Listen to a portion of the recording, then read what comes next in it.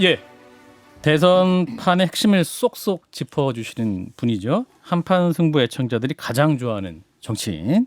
자, 민주당의 중진, 네, 정치판 읽기 1타 강사. 자, 우상호 의원 나오셨습니다. 어서 오십시오. 네, 안녕하십니까. 네, 우리 진종건 작가님과 네, 김성현 소장님. 반갑습니다. 새해 복 많이 안녕하세요. 받으십시오. 의원님 보면 기분이 좋아져요. 많이 평화로워졌습니다. 갑자기. 네. 예, 아까 일부부터 감사합니다. 굉장히 텐션이 높았거든요. 아, 그래요? 예, 그래도 우상호 의원님과 함께 편하게 하지만 핵심적인 이야기를 네. 짚어보도록 하겠습니다.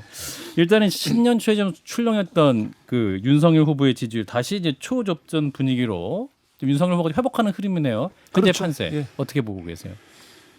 연말에 윤석열 후보의 자질 문제 또 이제 김건희 여사의 문제 때문에 이제 보수 진영에서 정권 교체를 바라는 유권자들이 네. 차마 지지한다는 대답을 못 하고 좀 빠져 있었죠. 이제 갈등이 해결되기 때문에 다시 이제 지지한다는 의사를 밝히기 시작한 것이니까 특별히 이것이 무슨 큰 판의 변화가 왔다 이렇게 보기 좀 어려울 것 같고요. 다만 특징적인 거는 윤석열 후보 쪽에 가 있었던 중도 성향의 유권자들은 안철수 쪽으로 갈아탔다. 일부 약 한 4, 5%. 예. 그건 틀림없는 것 같아요. 그게 이제 안철수 후보의 지지율이 상승한 원인이고 그러니까 그만큼은 손해를 보신 거죠. 윤석열 후보가. 저는 이제 작년 연말에도 좀 출렁거려서 오차범위 안으로 좁혀진 상태에서 아마 한 달 정도는 계속 엎치락 뒤치락 이 상태로 갈 거다. 그러다가 이제 설 이 명절을 경유하면서 한 번 더 판세의 출렁거림이 있을 거다. 그걸 누가 올라타느냐 이 싸움이다. 이제 이렇게 설 말씀드리죠. 이후 이 민심이 핵심이다 이렇게 보고 계시는 거예요. 그렇습니다. 왜냐하면 이제 설 지나면 바로 후보 등록입니다. 그렇죠. 2월 그게 이제 설 연휴부터 후보 등록까지를 한 시기로 봐야 되기 때문에 예.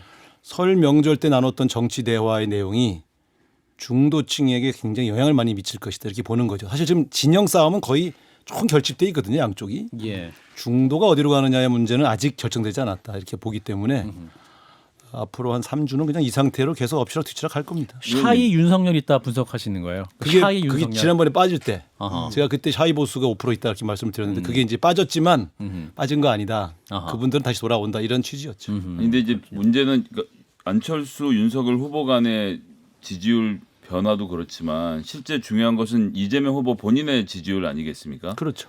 이게 끌어올리려고 굉장히 노력하는 것 같은데 어떤 벽에 부딪혀 있는 듯한 느낌이 좀 있는데 이걸 뚫고 나갈 그 다음의 대책들 이런 것들은 좀 민주당 내에서 준비가 되고 있나요? 서두를 필요 없습니다.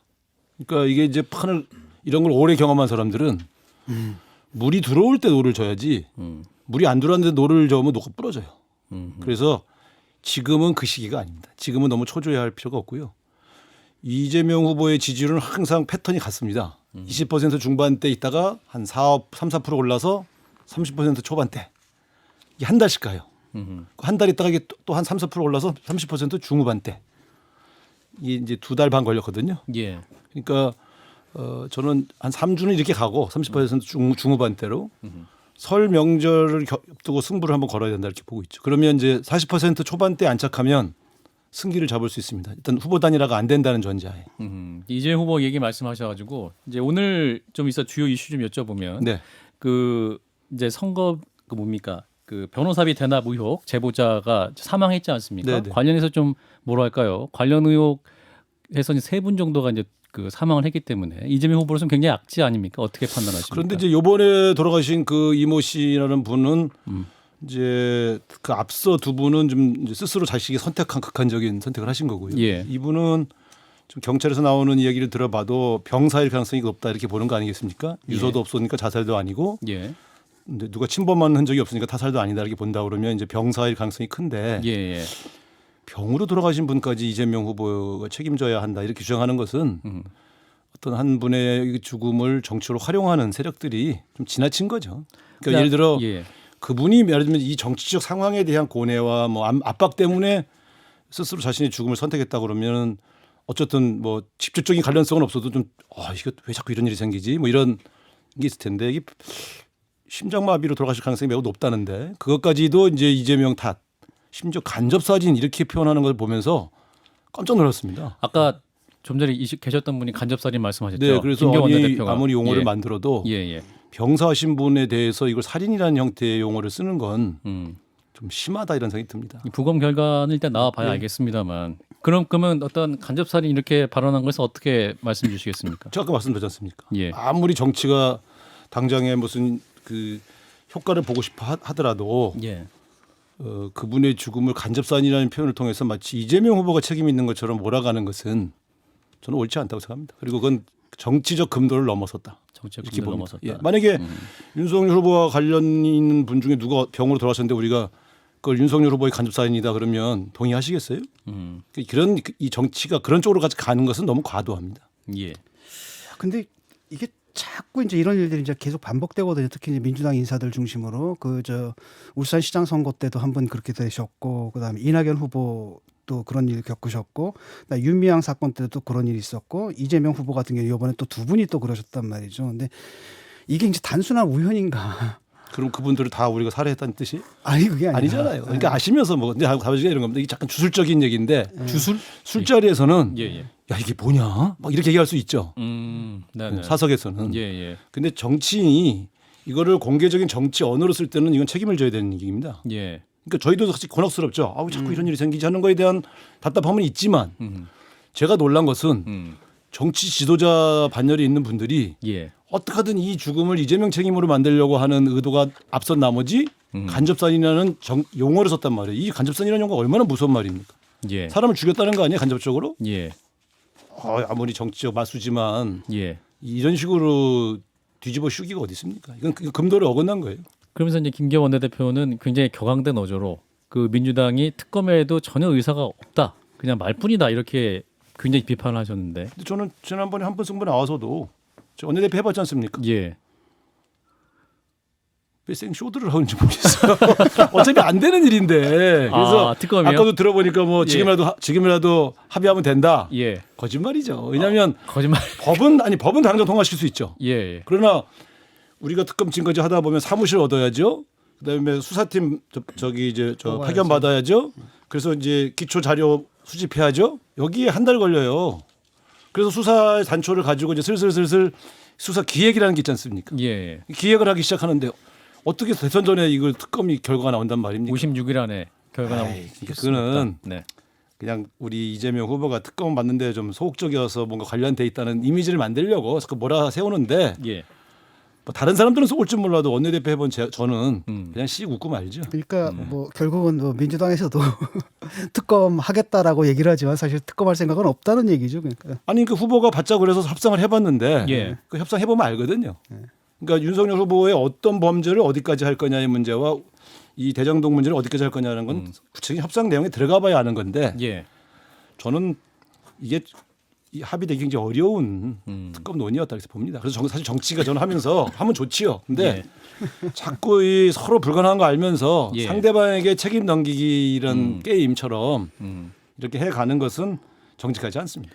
윤석열 후보 어제 이제 신년 기자회견했는데 선제 타격론을 놓고 또 여야 간 논란이 뜨겁습니다. 의원님 또 외통위에서도 활동 많이 하셨는데. 외통위도 해봤고 국방위도 해봤죠. 예, 그 선제 타격 사실 그 2016년에 미국에서 검토됐던 일이기도 한데 그 윤 후보의 발언 어떻게 들으셨습니까? 굉장히 위험한 발언입니다. 위험한 발언입니까? 그러니까 우리 작전 계획에는 예, 여러 영역의 옵션들을 다 설치해 놨습니다. 그래서 우리 국토를 침범하려고 하는 적의 움직임이 있을 때는 선제 타격을 할 수 있게 만들어 놨어요. 예, 선제 타격할 수 있다. 전제는 뭐냐면 적의 무기가 우리 영토를 향하여 발사한다고 하는 확실하고도 명백한 징후를 포착했을 때만 가능한 일입니다. 예, 그조차도 또 미국과 상의해야 되고요. 예, 한반도에서의 이 일시적 군사적 충돌이 동아시아 전체에 영향을 미치기 때문에 예, 그렇기 때문에 사실은 그것은 최악의 경우를 상정했을 때의 옵션으로 만들어 놓은 것이고 예. 사실은 둔 통수권자가 선제 타격을 얘기할 때는 대단히 신중해야죠.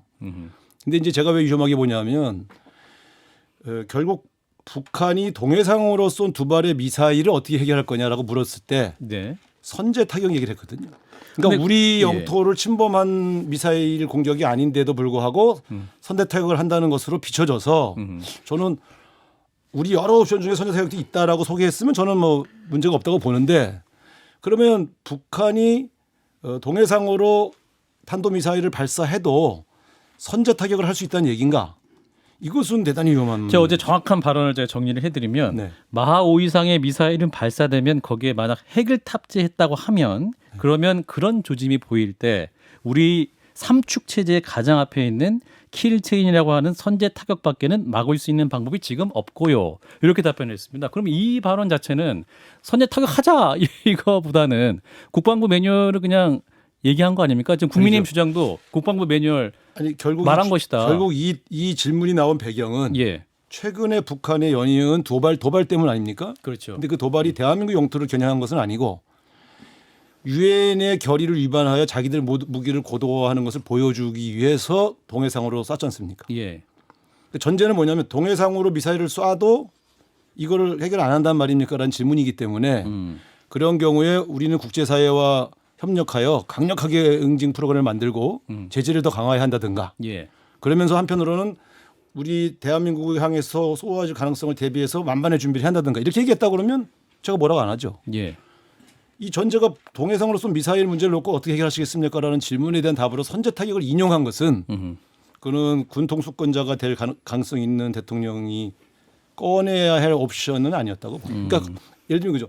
만약에 북한이 우리를 향해서 핵무기를 탑재해서 공격한다 그러면 저는 강력하게 선제 타격하겠습니다. 이랬으면 또 이게 다를 수도 있죠. 근데 전제 조건- 문제는 예. 이 제가 국방위 할 적에도 이 문제를 가지고 군 장성들하고 토론을 한번 해본 예. 적이 있는데 실제 선제 타격이 할 수 있는 조건들을 과연 우리가 만족시킬 수 있느냐.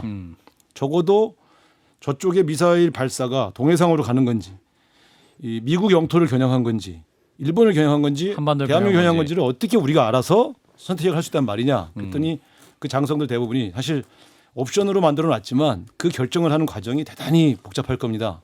라고 말하거든요. 그래서 예. 예. 사실 킬체인이 이제 북한 핵미사일 공격 징후가 있을 때 30분 안에 우리가 선제 타격한다 이거잖아요. 그러니까 위성 자료를 봐야 되고 굉장히 면밀한 거 그것만 필요. 봐서 결정 못 합니다. 그러니까 문재인 그러니까요. 대통령 네. 안보지시 1위가 바로 그거더라고요. 그러니까 대통령 취임하자마자 제일 먼저 하신 게 그 말씀이잖아요. 북한에서 핵으로 우리를 공격하려 할 경우에는 그 징후를 일찍 포착해서 그러기 위해서는 군사 위성도 달아 쏴야 되고 블라블라블라블라 그걸 좀 인용을 했는데 이걸 이제 어떻게 해석하냐면 두 개잖아요. 선제 타격과 그다음 예방 공격이라는 게 있는데 문제가 되는 게 지금 예방 공격이잖아요. 그렇죠. 그러니까 민주당에서는 그 두 가지를 섞어가지고 공격하는 것 같아요. 지금. 아니, 선제 타격 자체가 예방 공격입니다. 그러니까 이제 그 국방위 할 때도 저희가 이렇게 예. 보면 아니 영어로도 다르고 표기가 다 다른데. 예.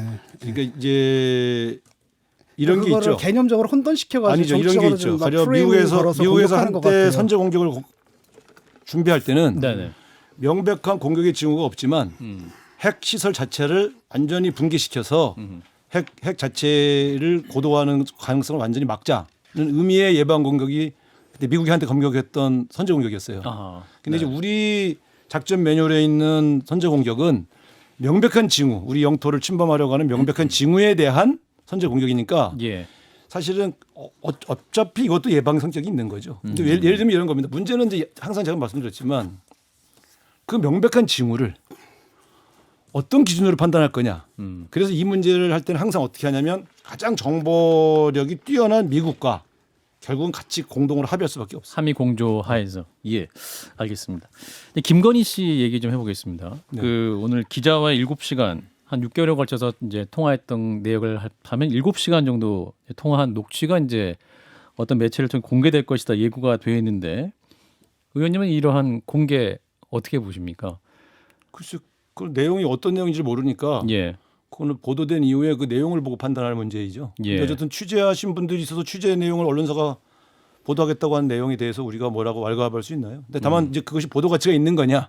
뭐 이런 문제는 언론사 자체적으로 판단해야 되겠죠. 그러니까 국민의힘에서 이제 악의적 정치 공작이다 하면서 이제 어떤 법적 조치를 예고하고 있습니다만 국민의힘 조치는 적절하다고 보십니까? 뭐 어떤 내용이 공개될지 모르니까 예, 예, 사전적으로 이 규정을 해서 막으려고 하는 의도라고 보여지는데요. 예. 어쨌든 제일 중요한 건 그 내용 아니겠습니까?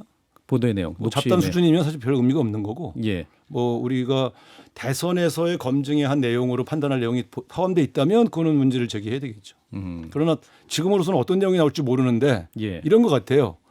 우리 지지층은 뭔가 좀 폭발적인 내용이 나왔으면 좋겠다는 바람이 있는 것 같고 7시간 녹취로 국민의힘 가네. 지지층은 야 이씨 뭐 이거 뭐 하려고 야 이거 막아야 되는 거 아니야 뭐 이런 정도의 지금 미리 보도도 안 된 걸 가지고 너무 사전에 기싸움을 하고 있는데 예. 저는 뭐 그렇게 충격적인 게 있겠나 싶어요 사실. 아, 우리가 내용이 이미 뭐, 왜냐하면 최근에 나왔던 모든 그 내용들은 경력 위조나 부풀리기는 이미 사실로 확인되어서 사과한 내용이 있고 예. 또 뭐 등등등 사실 그동안 쟁점이 되었던 내용들을 언론이 취재한 내용이 아니겠습니까? 예. 그래서 어떤 태도에 대한 문제는 다시 한번 시험대에 오를 수 있겠지만 예. 본인에 관련된 변호를 하는 내용들을 주로 기자들한테 얘기했을 텐데 예. 거기서 무슨 충격적인 자기 고백이 있었겠습니까? 저는 별로 그렇게 크게 기대하지는 않습니다. 그래서 다만 그- 이제 이분이 쓴 언어 중에 혹은 이제 조금 뭔가 국민들의 감성을 건드릴 얘기가 있는지 정도겠지요. 그 영향 크지 않을 것이다. 아니 그건 모르죠. 아, 내용에 따라서. 내용에 따라 달라지는 건데 제가 지금 충격이 클 거다 그러면 그건 기대잖아요, 저의. 내용은 잘 모르고. 예, 예. 보도된 다음에 봅시다. 한번. 예. 알겠습니다. 자, 최근 이제 또 그 민주당을 보면 안철수 후보에 대한 비판 의견이 또 많이 눈에 띄고 있습니다. 네, 슬슬 견제해야죠. 너무 오르면 안 되잖아요. 위협이 되고 있습니까? 우리가 보는 견지로는 네. 실제 후보 단일화가 아름답게 이루어지면 굉장히 어려운 승부라고 보기 때문에. 아, 윤석열 후보와 안철수 후보가 네, 아름답게. 근데 그러니까 이제 근데 그러려면 안철수 후보의 지지율과 윤석열 후보의 지지율이 오차범위 안에서 비등비등해야만 단일화가 가능하거든요. 예. 왜냐하면 어느 한쪽의 승부가 뻔하면 단일화라기보단 요식행위잖아요. 어느 후보로 갈 가능성이 매우 높은 여론조사 결과가 있으면 그렇죠. 어차피 여론조사를 할 수밖에 없으니까. 예. 그러니까 우리로서는 어쨌든 안철수 후보의 지지율이 너무 높아져서 윤석열 후보와 팽팽한 단일화 게임이 이루어지는 것은 사실 최악의 경우이기 때문에 예. 좀 너무 높아지는 건 견제할 필요가 있죠. 근데 이제 거꾸로 안철수 후보의 지지율이 높아지지 않는데 둘이 합치지 않으면 대선에서 이길 수 없다는 판단이 되면 공동정부 구성 등의 제안을 할 수 있는 거 아닙니까? 불가능합니다. 아, 불가능합니까? 공동정부 구성은 일종의 연립인데요. 예. 연립정부에 대한 논의는 서로 나눠야 할 그 소위 지분이랄까요? 내각 지분에 관한 논의부터 정책 협상을 해야 되거든요. 어떤 정책들을 공동의 정책으로 만들 거냐에 대한 협상을 하는데 이게 보통 과거 DJP 연합할 때 보니까 예. 물밑에서 진행된 것까지 다 포함하면 보통 한두 달 걸렸어요. 아하. 단일화 협상 자체가 아니, 연립정부 협상. 연립정부 협상. 굉장히 오래 걸립니다. 그런데 지금 제가 볼 때 이제 등록 연립정부는 등록 전에 해야 됩니다. 무조건. 하나의 후보로 하는 예, 것이기 가야 때문에. 되니까. 근데 지금 단일화 협상도 안 이루어지는데 공동정부 얘기를 꺼낼 수 있다. 그 단일화가 공동정부 이 대화보다 훨씬 쉽습니다. 근데 공동정부 구성은 어느 한쪽이 양보하는 거거든요. 예. 양보할 정도의 정치 이해관계를 조절하고 거기서 합의를 만들기에는 지금 시간이 너무 없습니다. 양보. 그러니까 윤석열 후보, 안철수 후보 둘 중에 한 분이 양보를 할 가능성 있다고 보세요. 공동정부라는 것은 바로 그렇게 가는 거거든요. 아, 공동정부의 그러니까 경우에 한 명을 대통령으로 만들어 준 대신 음흠. 그로부터 총리를 받을 건지 내각은 몇 대 몇으로 나눌 건지 그럴 때 정체성에 있어서 공동 정책은 어떤 건지 이런 것들을 다 합의를 해야 되거든요. 예. 제가 볼 때 등록 전에 해야 연립정부인데 공동정부인데 등록 전에 좀 단일화 논의도 제대로 안 될 것 같은데 공동정부는 좀 불가능하다고. 근데 민주당은 간절히 바라는 입장일 수 있지만 어쨌든 안철수 후보가 그냥 완주를 할 경우에는 윤석열 후보가 안철수 후보를 놔둔 상태에서도 이재명 후보한테 이길 수 있는 방법이 있을까요? 라는 고민을 국민의힘 당연히 하지 않겠습니까? 그러니까 이제 함수 관계가 복잡해졌죠. 그러니까 이 두 후보는 지금 설 전까지는 예. 독자적인 레이스를 통해서 자신의 지지율로 상대방을 압도하는 게임을 하고 싶다. 이렇게 생각하고 있는 거 아니겠습니까? 예. 사실 윤석열 후보 입장에서는 한 달 반을 까먹었기 때문에 제대로 된 레이스를 통해서 안철수 후보에게 간 내 옛날 지지층도 복원을 시키겠다는 의도가 강할 거고요. 그렇죠. 그게 이제 과거 김종인, 이준석 대표의 방책이었죠. 안철수 후보를 키우지 말고 그대로 5% 미만에 묶어놨다가 그대로 사퇴시키는 쪽으로 하거나 의미 없는 표를 만들자. 이게 이제 그 두 분의 주장이었지 않습니까? 이준석, 김종인 네, 위원장. 과거에 예. 처음에 선대위 출범할 때도. 근데 예상과 다르게 지금 안철수 후보가 10% 중반대까지 갔으니 예. 이제는 변수가 결국 안철수 후보의 지지율에 달려 있는 거죠. 근데 안철수 후보 입장에서는 100% 윤석열 후보한테 단일화 게임에서 질 것 같으면 단일화 협상을 하겠습니까? 이번에 또 철수해야 되는데 완주하면 얻는 게 있을까요? 철수하는 것보다 낫죠. 그래도 다음을 볼 수 있죠. 그러니까 저는 지금 뭐가 결정돼 있다기보다는 최대한 지지율 싸움을 해서 올려서 그때 판단하자라고 밀어두고 있을 텐데 최종 판단은. 그러나 저는 객관적으로 조건이 그러면 등록 전 단일화 했을 때만 단일화의 효과가 극대화될 텐데 등록 전 단일화를 하려면 지금쯤 제한이 들어가야 되는데 물밑에서 예. 그런 징후는 전혀 안 보이니 어렵겠는데 이런 생각이 드는 거죠. 의원님 보시기엔 굉장히 다행스러운 움직임이군요. 그렇습니다. 이게 저희가 볼 때는 안철수 후보의 지지율이 10%에서 15% 사이를 계속 유지하면서 예. 끝까지 갔으면 좋겠어요. 근데 보도에 보면 윤석열 후보와 결별한 김종인 전 총괄 선대위원장을 향해서 민주당의 구애가 시작됐다. 그 박용진 공동 선대위원장이 또 굉장히 가깝잖아요. 김종인 비서실장 위원장과. 출신이니까 그죠. 그냥 인사드리러 갔을 거예요. 오늘 사무실 방문했다고 네. 하는데 그냥 갔다. 뭐 특별한 뭐 정치인의 방문에서 그냥 보는 게 있습니까? 이게 대선 전국에. 박용진 의원이 간 건 그냥 간 걸 겁니다. 그 지난번에 이제 아니 물론 말씀을 드리긴 하겠지만 지난번에 예. 출판 기념회에도 와주셨고 그랬으니까 예. 답례차 아마 방문했을 거로 보여지고요. 음. 김종인 위원장 입장에서는 지금 지난번에 윤석열 후보로부터 총괄 선대위원장을 사실 해촉당한 거거든요. 그렇죠. 근데 그분 인생에서 본인이 그만둔 적은 많아도 그렇죠. 이렇게 소위 말하면 시쳇말로 잘리는 경우가 처음이어서 대단히 모욕적인 일을 당했기 때문에 이 김종인 위원장은 정치판에 본인이 다시 오전에 자진 사퇴 의사를 밝히면서 모양은 그렇게 됐습니다. 근데 사실상 잘린 거다라고 그럼요. 말씀하시는군요. 예. 그러면 어쨌거나 민주당이 바라는 것은 선거한 사나흘 남겨두고 김종인 위원장이 뭔가 좀 그럴듯한 말을 한마디 해주기 이런 거 기대하는 건 좀 있는 거 아니에요? 아니, 안 하실 거예요. 가능성까지 저는 안 합니까? 그분 성향을 너무 잘 알기 때문에 아, 그래요. 그런 일 안 하십니다. 왜냐하면 이미 어떤 한 진영에 가서 그 후보를 돕겠다고 나섰던 마당에 아무리 그 후보에게 본인이 되게 치욕적인 일을 당했다 해서 예. 갑자기 또 이 상대 진영의 후보를 돕는 그런 일은 안 하실 거예요. 그래도 김종인 이재명 호감서를 의원님이 처음 언론계에 퍼뜨리셨어요. 아니 그거는 왜냐하면 경선 기간 중에도 일주일에 한 번씩은 서로 통화한 걸 알기 때문에. 아, 그래요. 근데 예. 이제 김종인 위원장이 뭐 덕담한 정도의 호의는 표시했지만 예. 결과적으로는 윤석열 후보를 선택해서 선대위원장까지 맡으셨지 않습니까? 예. 그건 선택이지 않습니까? 음. 그래서 저는 그것이 이제 잘 됐냐 안 됐냐의 문제야 또 다른 평가의 내용이고 예. 그래서 또 쪼르르 우리가 가서 이렇게 모셔온다 이게 그걸 허락하실 분은 아닙니다. 그럼 이번 대선에서의 김종인 위원장의 역할은 여기서 끝났다 이렇게 보시는 건가요? 아니 이제 정책 메시지로 마지막에 뭐 정권 교체 필요성을 한 번 더 설파하실지는 모르겠으나 적어도 진영을 달리하는 후보에게 도움을 주시기 위해서 활동하지는 않으실 거다 저는 그렇게 봅니다. 저도 그렇게 보고 그분의 뭐 정권 교체에 대한 의지는 확실하신 것 같아요. 예. 근데 지금 어떻습니까? 윤석열 후보 측에서 이제 선거 캠페인 방식이 과거 확 달라지지 않았습니까? 네. 뭐 짧게도 나오고 59초짜리. 59초짜리도 있고 뭐 7자짜리 등등등등등등 하면서 이게 나름대로 좀 호응을 좀 얻는 것 같거든요. 특히 이제 젊은 층에서. 글쎄 저는 이제 이 정치를 하면서 제가 갖고 있는 이제 많은 경험이 예. 하나를 얻기 위해서 이렇게 이제 어떤 이제 새로운 변화를 만들어나기 시작하는 것이 주목을 받는 경우가 참 좋은 것 같은데 얻는 게 있으면 잃는 게 있어요. 제가 볼 때는 저런 경우 저런 가벼운 접근, 가벼운 터치는 조금 지식인층과 좀 나이 든 오피니언리더들이 볼 땐 너무 가벼워 보여요. 7자 공약이 뭡니까 그게? 여성가족부 폐지. 뭐 그것도 마찬가지고요. 근데 이제 저는 그런 면에서 본다면 이게 이준석 대표의 감각에는 맞는 일인데 한 나라의 대통령이 되겠다는 분이 저렇게 가볍게 정책을 다뤄도 되는 건가 하는 생각이 들어요. 그러니까 여성가족부 폐지를 공약을 내걸 수 있죠. 왜냐하면 부처는 뭐 언제든지 때부터 할 수 있는 거니까. 그럼 이제 그러니까 한 줄짜리로 넣었으니까 당연히 질문을 하지 않습니까? 예. 근데 그러면 대안이 뭡니까 할 때 그건 좀 더 생각해 볼게요. 깜짝 놀랐어요.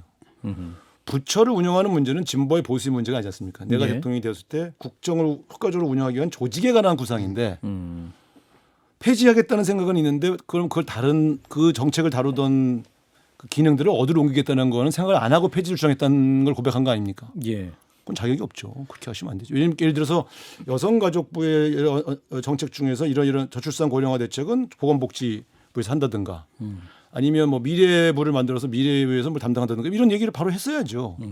부처의 폐지를 얘기할 정도로 준비되어 있는 분이 대안은 없이 폐지만 정했다는 것은 누가 봐도 이대남만을 겨냥한 일종의 구호였지 않습니까?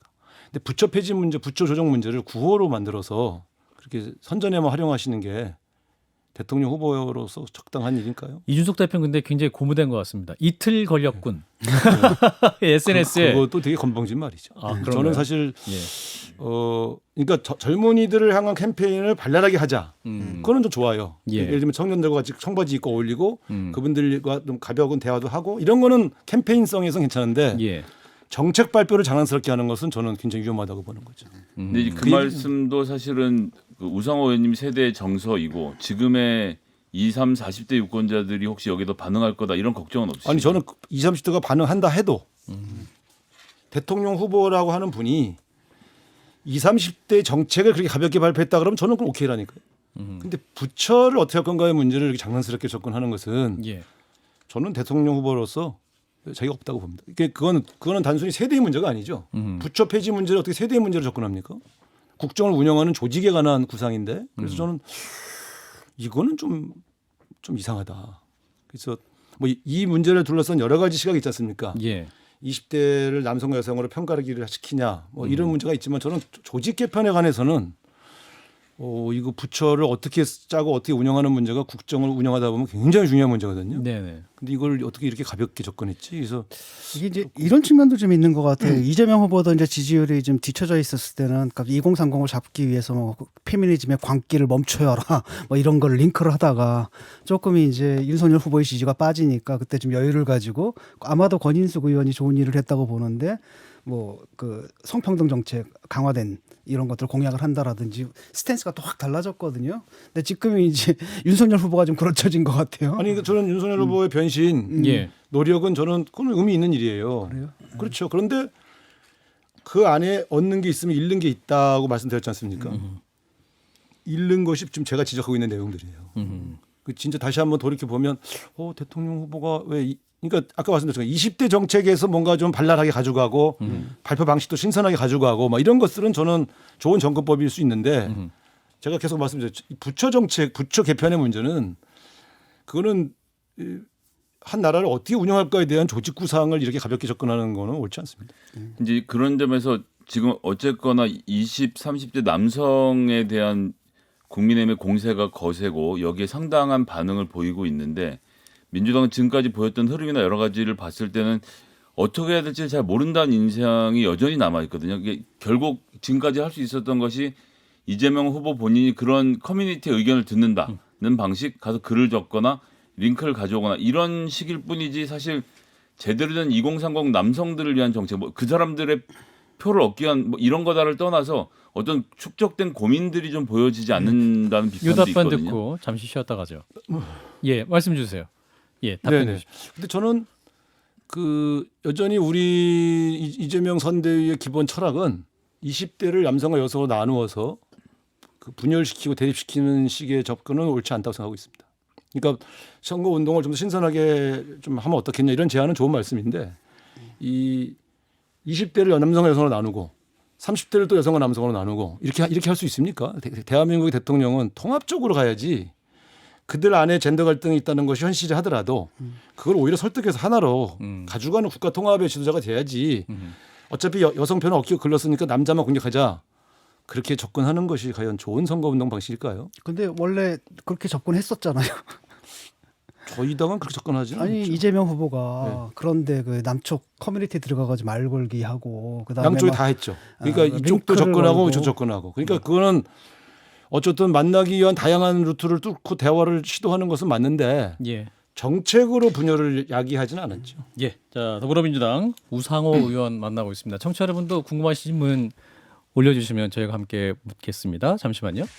간판 인터뷰 더불어민주당 우상호 의원과 함께하고 있고요. 이제 8767님이 질문 주셨습니다. 의원님, 송영길 민주당 대표가 어제 이재명 후보는 문재인 정부에서 탄압받던 사람이라고 해서 당내에서도 논란이 있었어요. 의원님 어떻게 보셨습니까? 쓸데없는 소리 한 거죠. 그러니까 표현이 잘못된 것 같아. 쓸데없는 소리였습니까? 예. 탄압은 무슨 탄압이야. 같은 편인데. 그러니까 제가 볼 때는 예. 조금 이제 차별화시키고 싶은 마음이 좀 있었겠지만 예. 차별화의 방식은 그 이재명이 문재인 대통령이 못했던 일을 얼마나 더 잘할 수 있는가를 부각시키는 방법으로 차별화를 해야지. 예. 무슨 탄압을 받았니 이런 논란을 만드는 건 음. 집권당 대표로서 바람직하지 않죠. 그거는 아마 제가 볼 땐 잘못한 것 같습니다. 예, 그렇군요. 송영길 대표 무슨 또 논란이 있을 때마다 항상 쓸데없는 말을 했다고 아니, 한 항상 줄로 이분이 좀 아니, 약간 아니. 설화가 좀 많잖아요. 근데 이제 재밌는 게 소영길 대표가 가는 방향은 맞아요. 방향 맞습니까? 근데 이런 이제 설화를 자꾸 일으키면 예. 그 방향이 자꾸 가려지잖아. 음. 제가 볼 때 참 언론 인터뷰 이준석 대표가 워낙 많이 하니까 예. 본인도 조금 더 의욕적으로 하고 싶었던 모양인데 예. 언론 인터뷰를 조금 자제할 필요가 있죠. 이게 독일 말로 슈프락펠러라 그러는데 언어 실수 이렇게 의도는 있는데 취지와는 다르게 막 말이 이렇게 엇나가는 거 있잖아요. 그게 좀 심하신 네. 분 같아요. 근데 이제 잊을만 탄압이라는 하면. 용어는 굉장히 강한 단어잖아요. 네, 네. 탄압. 그러니까 좀 불이익을 받았다 이런 수준이었으면 그나마 조금 뭐 예의가 있을지 모르겠는데 예. 탄압받았다는 것은 아무래도 대통령에게는 좀 게다가 대통령의 의도를 포함하고 있는 것 같은 그렇죠. 말이 돼서 그러면 안 되죠. 사실도 아니고. 네. 그래요. 그래서 어떤 면에서는 좀 송영길 대표가 좀 급한 마음이 있으신 건 아닙니까? 혹시? 그렇죠. 이게 이제 저는 우리 지지층들에게 말씀드리고 싶은 게 예. 이 선거라는 거는 국민의 마음을 얻는 예술이잖아요. 그렇죠. 근데 마음이 좀 상하신 분들도 있고 떠나신 분들도 있는데 그게 이 책상에서 여론조사 그래프 보듯이 쫙쫙쫙쫙 올라가지 않으면 답답해하고 그러면 안 돼요. 우리가 그만큼의 접근하고 그만큼의 변화를 보여드렸을 때 정말 천천히 오시거든요. 근데 자꾸 이렇게 그래프 보듯이 하면서 조급해서 뭐라도 해보려고 하는 게 국민들이 다 보고 계셔요. 그래서 저는 좀 더 진중하게 예. 그리고 좀 더 성의 있게 음. 내용도 잘 준비하고 그 사실 반성하고 거듭나려는 모드는 계속 유지해야 돼요. 그래서 저는 그 뭐 지금 이제 우리 지도부나 또 후보 본인을 포함해서 캠프가 조금 조급할 수도 있어요. 왜냐하면 윤석열 후보 지지율이 계속 떨어질 줄 알았더니 다시 올라가는 것처럼 보이면 예. 이게 당황스럽거든. 음흠. 근데 그걸 너무 그건 당연한 거예요. 그걸 왜 이렇게 조급하게 생각하는지 모르겠어. 그래서 좀 천천히 어차피 대선 지금 60일 남았는데 예. 예. 그러니까 너무 연말 연초에 분위기 좋은 거 너무 취해 있어가지고 이런 현상이 생기는 거예요. 그 이제 그런 면에서 봤을 때 지금 예. 팔짱 끼고 있는 유권자 그룹 중에 큰 그룹이 제가 보기엔 수도권 특히 서울에 몰려 있으신 것 같아요. 그렇습니다. 능력상으로는 이재명 후보가 훨씬 낫다라고 표시는 해주는데 누굴 찍겠냐고 물어보면 그래도 나는 윤석열이라고 말씀하시는 분들이 많은데 또 우상호님 서울시의 민심에 대해서는 좀 많이 알고 계시지 않습니까? 그렇습니다. 서울시장 도전도 네. 계획이 있으시고 네. 서울시는 어떻게 하면 됩니까? 지금 오세훈 시장이 제가 보기에는 저 100대 10의 상황에서 서울시의원들 잘 설득해서 어떻게든 끌고 가는 걸로 좀 보이거든요. 뭐 재개발이라든지 이런 것에 있어서 서울 시민들이 여전히 마음을 국민의힘에 머물고 있게 만드는 기술들이 좀 들어가는 것 같은데 민주당의 대응책이 있습니까? 작년 12월 초의 서울 분위기는 굉장히 싸늘했습니다. 저희 더불어민주당의 민심이. 예, 더불어민주당을 대하는 태도. 음. 그때 이제 우리 의원들이 연말에 이제 의정 보고서 뿌리고 이렇게 지하철역 앞에 서 있으면 예. 인사도 안 받아주실 정도로 예. 싸늘했다가 연말 연초에 좀 바뀌기 시작해서요. 지금 이제 그 이 추위에 가서 저 내일 아침 이제 홍제역에서 인사를 합니다만 최근에 우리 의원들 여론을 이렇게 들어보면 서울 지역 의원들이 많이 바뀌었습니다. 예, 이제 인사 받아줍니다. 예, 그러니까 제가 드리잖아요. 민심이 이동하는데 시간도 걸리고 또 여러 가지 판단들을 종합적으로 하시는 기간을 드려야 됩니다. 그게 평가받는 측의 자세죠. 그런데 어쩐 서울 분위기가 작년 11월, 12월 초에 비해서 많이 바뀌고 있는 과정에 있기 때문에 국민을 믿고 예, 한 발 한 발 가야죠. 저는 서울에서 승리한다고 봅니다. 뭘 더 해야 된다라고 이재명 선대위에 좀 조언을 해주신다면 아니 지금처럼 좋은 정책 개발해서 하나씩 국가를 어떻게 끌고 나가려고 하는지 예. 경제 먹고 사는 문제는 어떻게 해결하려고 하는지를 끊임없이 설파해야 돼요. 왜냐하면 결국 설 연휴가 지나고 등록할 때쯤 돼서 예. 지금 특정 후보를 지지하는 의사를 아직 결정하지 못하신 분들이 결정이 들어가는 시점이 그때예요. 예. 그전에는 뭘 해도 결정 안 하셔요. 그러니까 그 결정할 때를 대비해서 한 달간 공을 들여야 된다는 얘기죠.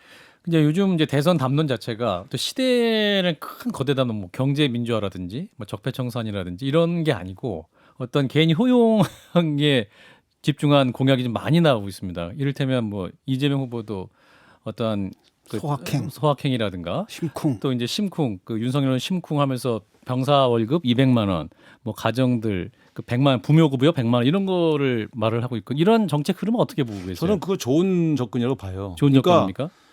그 대한민국 경제를 어떻게 가져갈 것인가에 대한 거시경제학적인 공약도 막 내걸지만 예. 이게 좀 어려워요.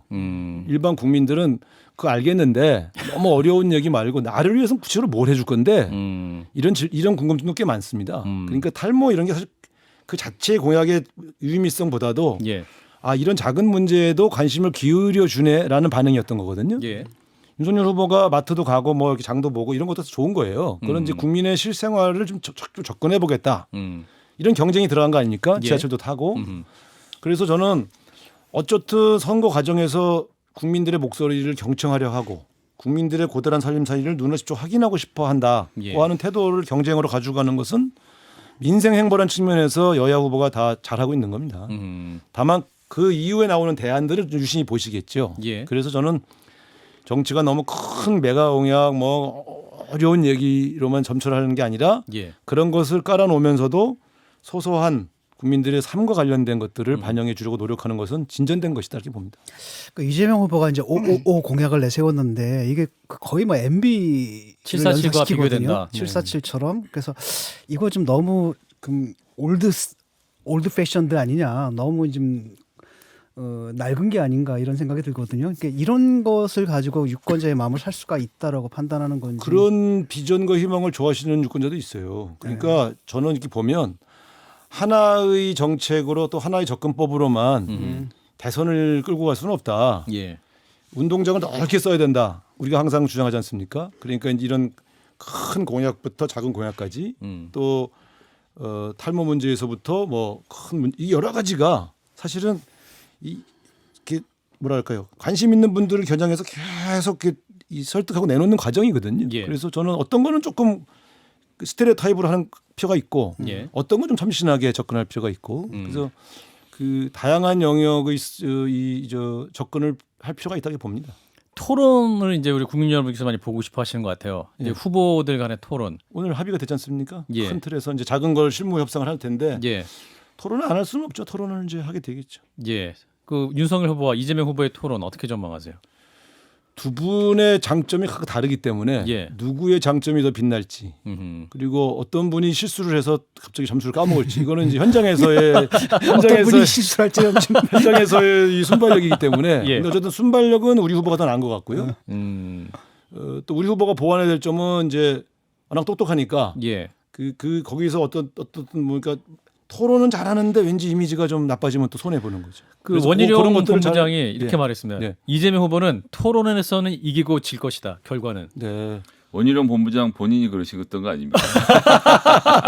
농담입니다. 원희룡 본부장님. 그러니까 워낙 토론 잘하셔서. 지난번에 그 대장동 국감 같은 경우에 막 뭐 너희들 내가 다 이겼지라고 했는데 사실 민심은 그냥 바닥을 쳤지 않습니까? 이제 그런 사태가 바닥을 발생하지 쳤는지는 않을까. 모르겠는데 어쨌든 예. 이제 저는 이렇게 봅니다. 어쨌든 토론을 통해서 결정적 승부가 만들어지는 시대는 아니에요.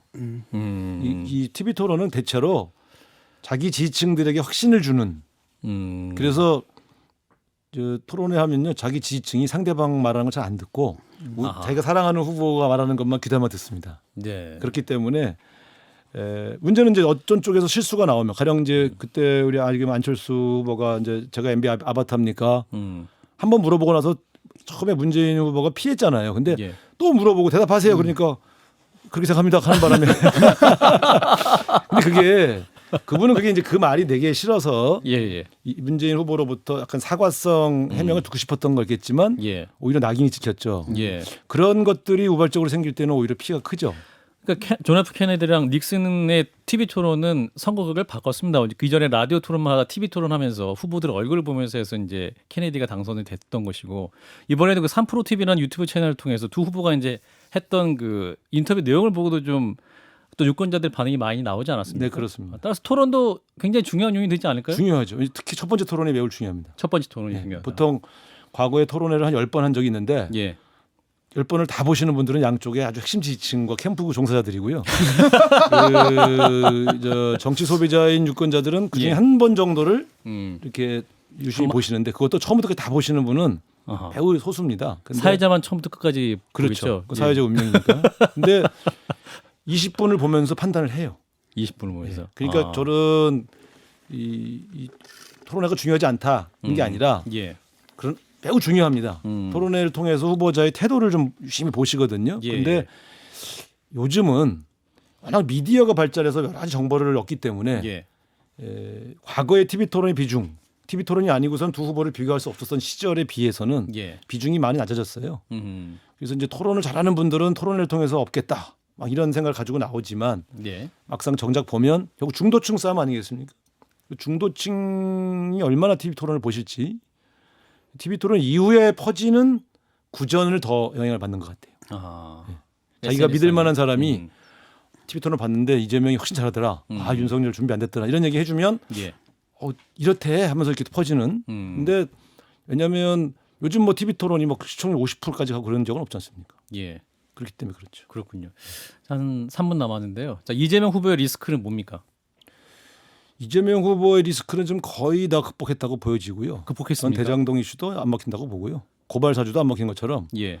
오히려 남은 거는 이제 김건희 씨 문제 같은 게 계속 남아 있는 거고요. 예. 우리 후보 입장에서 보면 수도권 3, 40대 여성 주부층이 갖고 있는 예. 마음속의 부담감, 정서적 부담감 이거를 덜어주는 게 최고의 목표 관건이죠.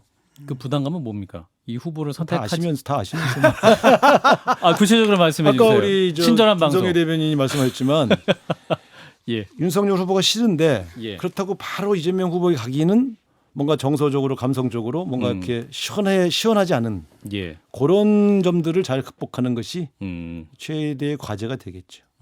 그렇군요. 네. 그걸 선거 캠프에서 전략적으로 고민하고 계시다. 제가 캠프의 뭐 핵심이 아니기 때문에 알겠습니다. 예, 뭐 같이 의논을 하고 있습니다만 예.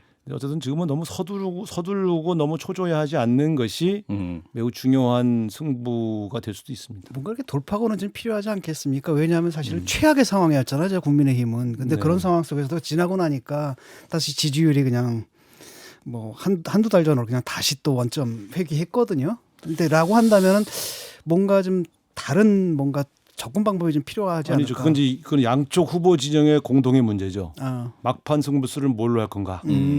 저는 막판 승부수를 고민하지 않는 것이 승부다 생각합니다. 아하. 이 막판에 뭔가 크게 한탕 하려고 하다가 예. 쪽박 차는 거 많이 봤습니다. 아하. 그러니까 잠깐 말씀드렸지 않습니까? 중도층에게 승부난다면 이 중도층의 마음을 움직이는 것이 무엇일까에만 집중하는 게 좋죠. 뭔가 화제가성 이슈를 던지려고 하는 것 그것은 중도층이 실제 원하는 게 아닐 수도 있습니다. 누가 실수를 더 하지 않느냐 이 싸움이. 그건 매우 중요하고요. 그렇군요. 그건 매우 근데 이제 선거적인 측면에서 놓고 보면 국민의힘은 이러거나 저러거나 혁신을 한 그림이란 말입니다. 이준석 대표의 등장이라든지 여러 가지 의미에서. 근데 민주당은 좀 많이 까먹은 것 같은데. 예, 뭐 까먹긴 했지만 그런데 이제 민주당은 약간 정규군 느낌이라서 예전과 달리 뭔가 혁신했다 이런 이미지가 없는 것 이런 문제들은 좀 어떻게 보시는지 요 답변도 궁금합니다. 혁신을 너무 좋아하셔서 그러시는데 그 선거에서 혁신이 먹히는 경우도 있는데요. 예예. 그건 총선 같은 경우가 되게 그런 것이 되게 중요하고요. 예. 왜냐하면 주요 화두가 정치인데 대선의 화두는 정치가 아니고 경제입니다. 저 의원님 이제 올해 지방선거에서 서울시장 나가십니까? 아니요, 아직 지금 저는 뭐 지난번에 말씀드렸잖아요. 마음은 하고 싶은데 대선이 어떻게 될지 또 그 이후의 상황이 어떻게 될지 모르기 때문에 예. 대선에 좀 집중하려고 합니다. 네, 일단 대선을 잘 챙기시고 네. 그 이후에 정책 부분 다시 고민하시겠다 이렇게 듣겠습니다. 조만간 또 다시 모시도록 하죠. 더불어민주당의 우상호 의원이었습니다. 고맙습니다. 네, 고맙습니다.